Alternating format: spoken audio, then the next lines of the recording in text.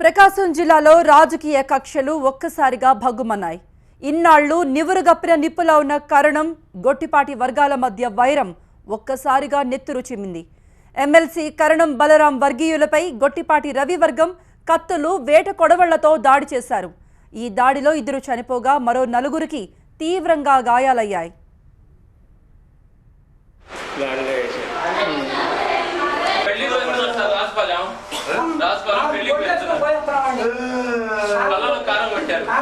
రెండు స్పీడ్ బ్రేకర్లు వేసారు సార్. ఇప్పుడు స్లో చేశారు కదా, కారం కొట్టారండి సార్. కావాలన్నా వాళ్ళు కావాలన్నా మంచిగా లోపల ఉన్నాడు సార్.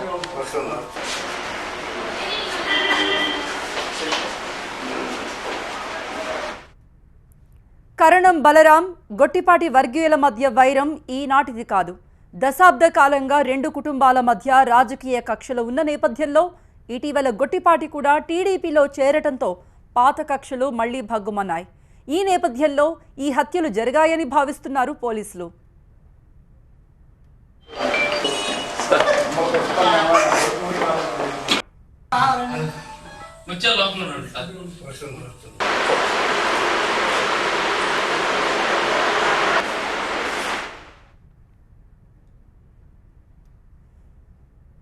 కె రాజుపాలెంలో ఓ వివాహానికి హాజరై బైకులపై వస్తూ ఉండగా ప్రత్యర్థులు అటాక్ చేశారు.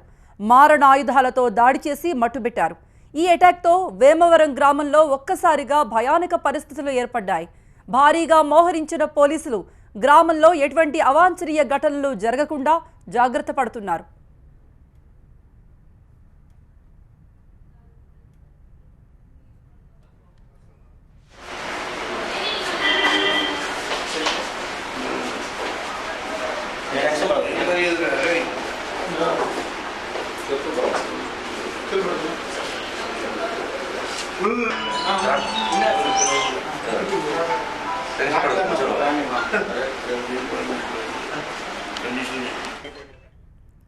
ఎస్పీ త్రివిక్రమ్ వర్మ వేమవరంలోనే మకాం వేసి పరిస్థితిని సమీక్షిస్తున్నారు.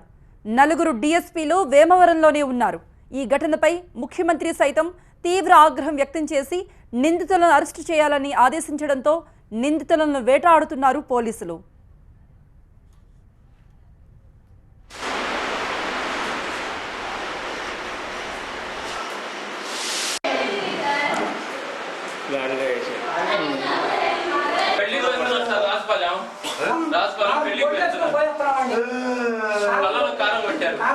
రెండు స్పీడ్ బ్రేకర్లు వేసారు సార్. ఇప్పుడు స్లో చేశారు కదా, కారం కొట్టారండి సార్.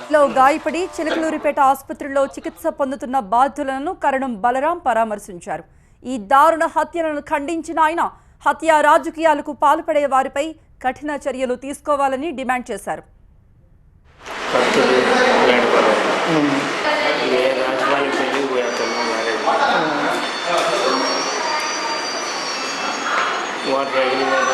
వాళ్ళ బండముడు బండి కట్టే గ్యాపులు వస్తాయి కదా, వాళ్ళు దీపాన్ని కారం పెట్టి వచ్చిన వాళ్ళు వచ్చినట్టు. ఈ జగన్ పార్టీని చూసి దుర్మార్గుడు గొట్టిపాటి రవికుమార్ వచ్చిన తర్వాత వాడు ఒక నపుంసకుడు జనాన్ని రెచ్చగొట్టి ఆ ఊళ్ళో చిన్న చిన్న గొడవల్ని అగ్రివేట్ చేయించి ఇది ఇప్పటికీ చనిపోయి ఉన్నారు. కళ్ళల్లో కారం కొట్టేసి ధైర్యంగా అందరినీ వీళ్ళు గుర్తుపడతారు. వాడు ఒక 10 రోజుల నుంచి ఇదే పనిలో ఉన్నాడు. వాడిని రెచ్చగొట్టి ఏదో రకంగా వాడి పెత్తనం వచ్చిందని చెప్పని విరవీగతనంలో పోతా ఉన్నాడు. దీనికి మా పార్టీలో కూడా వాళ్ళని కూడా దీనికి మీద సమాధానం చెప్పాల్సిన పరిస్థితి ఉంటుంది. ఎందుకంటే ప్రతి కార్యకర్త కూడా తెలుగుదేశం సంబంధించి హార్ట్ఫుల్గా చేశారు.